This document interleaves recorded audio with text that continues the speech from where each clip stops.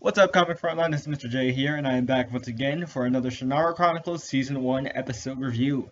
And I'm here to do Shannara Chronicles Season 1, Episode 4, The Changeling.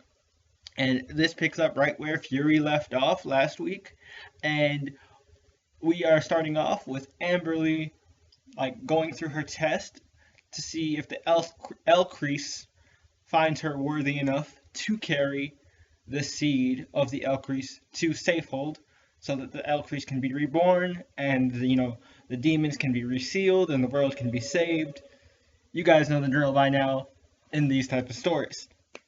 So, remember back in my episode 1 review, if you guys have seen it, I talked about there were a lot of Star Wars parallels in episode 1 with the character, with the character setups.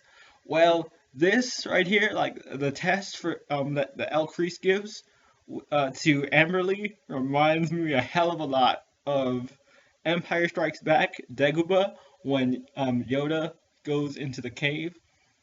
Well, not when Luke goes into the cave and Yoda says, you don't take anything, you only go in with what you bring with you, or some variation of that. I'm sorry if I misquoted the line, but so Amberle goes into the cave and she sees all these dead bodies and this chaos and destruction, and then the first thing she sees is her ex-boyfriend, who we saw from the first episode, who was killed by a demon that shapeshifted into her, which is, of course, we will know later on, was the Changeling, who has, been, shapeshifting into other, castle employees, guards, even the dog and stuff, so that, they can get the jump on Amberle, Will, and Alanon, so they know their plans and all that stuff. So we have, we see this confrontation between Amberle and, this fake version of her ex-boyfriend, and then he talks about, you never loved me, you abandoned your duty and all this other stuff, and then she says, you have feelings for him, and then the spirit in this little vision quest brought on by the tree kind of transforms into Will, and it keeps talking. It's like, you have to kill me. You have to harden your heart to be able to go on this quest. No one life is worth more than the price of this quest. This quest has the lives of your entire people and the world at stake. You can't afford to let your emotions get into the way. So, at first, Amberle is losing the fight. She doesn't want to kill Will. You obviously see that she's started to develop feelings for him, just in the slightest, with, the things that they went through, and all the craziness with that Fury, and Will saving her, and all that stuff. But she does end up killing the spirit and passing the test, and so she's given the seed. It's this whole big occasion. You see her talk with her grandfather, the king, and she, he reveals that, he misses her father, and so does she. They bond over that, and he gives her her father's sword, and it's a, a really cool, great emotional moment between her and her grandfather, who has a really, really cool, very kingly voice. I like the grandfather's voice. It's really awesome.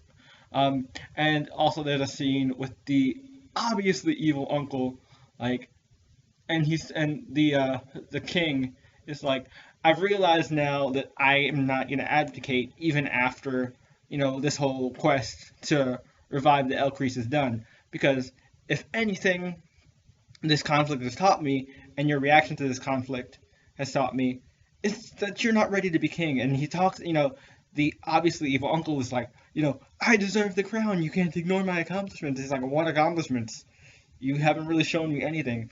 And when he says, I deserve the crown, there's a really good line that the king says. He goes, no one deserves the crown. Your brother understood that. And he goes, it's hard to live up to the ghost of a brother whose statue grows every year. You would continue to try to remember him. And it's like, you are obviously bitter. You're going to end up working for the bad guy, I know it, and you're going to end up betraying them all, and that's how they're going to get screwed over. But we're going to save that until that actually happens, because it's probably going to happen. I haven't read the books.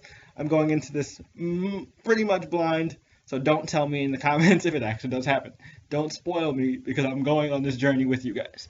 So anyway, the reason this episode is called The Changeling is because, we're dealing with the Changeling, and we find out more about Bandon, I believe his name is, the boy that we picked up on the way to the Elven Kingdom during the last episode. We find out that his power is that he's a seer. When he touches people, he sees their final moment, or he sees their possible death.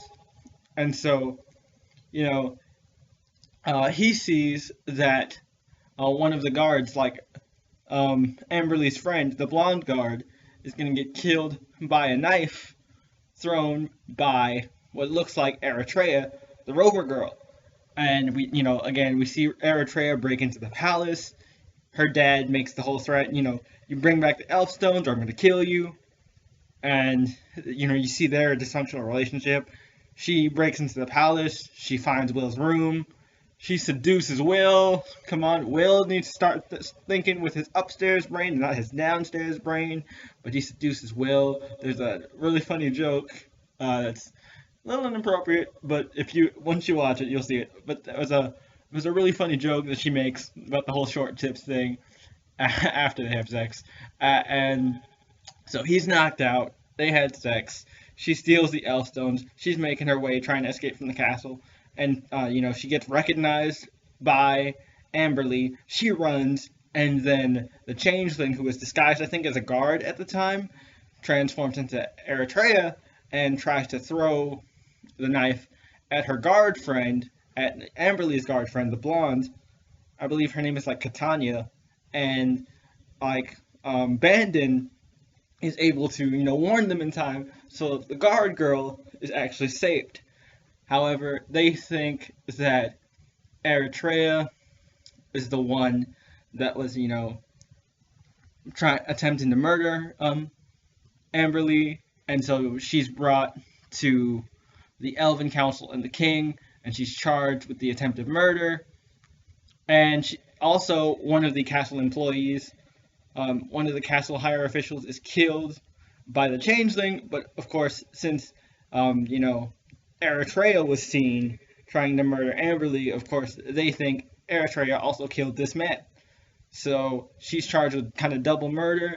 However, she talks to Will, and she actually gives Will back the Elfstones, and she says, I'm a thief, I'm a liar, but if there's anything I'm not, it's a killer. Think about it, Will. I had plenty of chances to kill Amberle when we were in the woods, and I didn't do it. What makes you think I would go all the way here just to kill her? And so, Will starts to think, maybe she's telling the truth. And of course, Amberle just hates her just because all the shit that Eretria put her through, which is understandable. And then, Eretria lets it spill that she had sex with Will. And so the love triangle continues. Rolls eyes. Yeah, I'm not really looking forward to this love triangle thing. Yeah, so the love triangle stuff happens. There's a little bit of that sexual tension there, and of course, Amberle's a little jealous, and so they realize that we have to lure the Changeling out. Amberle decides to offer herself out as bait, but then, they're like, there's a better way to do this. They decide to use Eretria, and there goes my phone. They decide to use Eretria, and so when the Changeling comes after Amberle again, he's disguised as Will, but Alanon Manu Bennett is ready, snaps the Changeling's neck, because they managed to get information from the dead body of Amberle's ex-boyfriend, because they use, Bandon's seer abilities. They figure out the stuff about the Changeling, and so they set up this plan. They lure the Changeling out. He's disguised as Will, and he tries to attack Amberle. Manu Bennett snaps the Changeling's neck, and is like, alright, we burn the demon, seal its ashes. Now we have to really hasten this quest. So they go off, and the twist is, it's not just going to be Amberle the three that are on the quest are not Amberle, Will, and Alanon. Nah, actually, the three that are on the quest are why did I say Alani? Amberle, Will, and Eretria. So Eritrea is coming in chains. You got Amberle and Will, and obviously there's the tension between the three of them because you know Amberle's dealing with the fact that the Ellcrys is telling her to not let her emotions get in the way of her quest, and not anything, fear, hatred, love, any of that. Don't let that block you. So very Jedi in a way, and I'm gonna keep bringing Star Wars references as much as I can into these reviews because I just keep thinking this is like Star Wars meets Game of Thrones, Lord of the Rings. Actually, it's more Star Wars meets Lord of the Rings, but yeah, very cool. And to a nice way to start off our quest. We have our party set up, and now they're heading towards their destination. And of course, we have Eritrea's so-called father. We find out that he's not her real father. He's just the asshole that bought her as a child. So her fake dad is gonna go after, of course, Will and Amberle and the Elfstones. And it seems like he has a plan. In the preview, it looks like they get attacked by them. So we'll see how they handle that. And obviously, we have the Changeling. We find out at the very end that the Changeling survived. And so the Dagonon, I apologize if I'm butchering all these fantasy names. Mr. Brooks, I really apologize. But the Dark Druid, I'm just going to refer to him as the Dark Druid so I can just avoid mispronouncing his name. But the Dark Druid's agents are still out there, and obviously they're going to be attacking our heroes and trying to thwart their quest. Again, what I love about this episode is the great pacing, nice character development. This time it was Amberle's turn to get some major character development in that whole sequence in the Ellcrys. And, we got a little tension set up between her and Eretria. And, of course, we have Will, who kind of gets the okay from Alanon. And Alanon gives him a pep talk. And he's like, Will, remember you're a Shannara. You can never forget that. You have more power than you know. Once you learn to unlock the power of the Elfstones, the demons don't stand a chance. It's classic fantasy setup. You always know that the Gandalf character can never permanently stay with the party, and he will have to leave the party at some point. So, figured Alanon wasn't going to be a permanent member of the party as the quest was going on. But otherwise, a really cool episode. Like I said, visually fantastic. Great world building, and I love the character development for Amberle. She continues to be my favorite character of the series so far. And, Will, you'd move up there in the character standings if you actually thought with your upstairs brain and not your downstairs brain. But I don't blame you, man, because Eretria is pretty hot. Anyway, guys, that's what I thought about the episode. I really enjoyed it. Let me know what you thought in the comments below. As always, don't forget to like this video to let me know you enjoyed it. And also, don't forget to subscribe to Comic Frontline if you haven't already. Follow us on Twitter and Facebook. And don't forget to listen to our live show, Frontline Live, on iTunes. We are also proud members of the Comic Podcast Network, so check us out on there. And also, don't forget, if you like what I did here for Comic Frontline, I'm pretty sure you would really enjoy what I do on my individual channel as well, Mr. J's Comic Reviews. You can go to Comic Frontline's YouTube page, and on the side there, my channel should be listed. As well as I could leave a card annotated somewhere up here. You can click that and check out my channel. I'd really appreciate it. And until next time, guys, I'll catch you in the next Shannara Chronicles review. Till then, catch you later. Peace.